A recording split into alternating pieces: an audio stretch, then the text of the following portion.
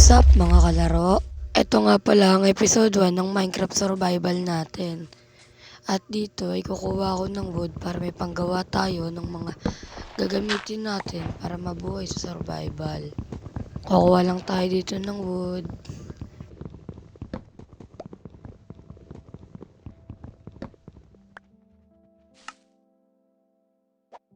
Dito nga pala ay gagawin ko ng wood ko para may panggawa tayo ng crafting table tsaka ng stick.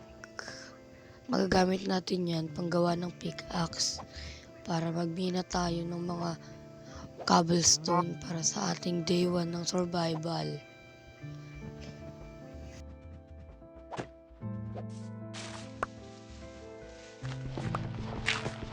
Dito ay mag-okay na tayo ng pailalim para makakuha na tayo ng cobblestone.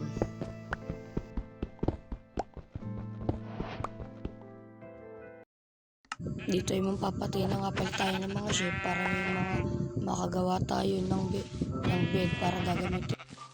Pinas forward ko na yung paggawa natin dyan ng wood kasi magbubuo na tayo ng ating bahay sa unang araw ng ating pagma-Minecraft.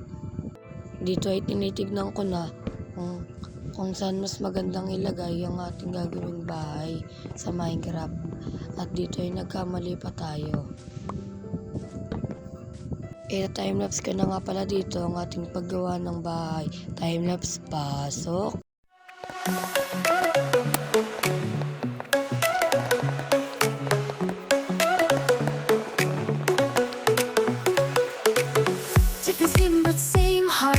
Natapos ko na nga pala dito ang ginagawa kong bahay kanina. At magtutour house tayo dito. Yan naman ang chest. Sa second floor naman. Di pa talaga siya buong tapos kasi wala pang mga window tsaka door. Tsaka wala pang details yung bahay. At hanggang sa muli mga kalaro. Dito nga pala natatapos ang ating episode 1 sa paglalaro ng Minecraft Survival mga kalaro. Kaya hanggang sa muli, see you sa next episode. Bye-bye!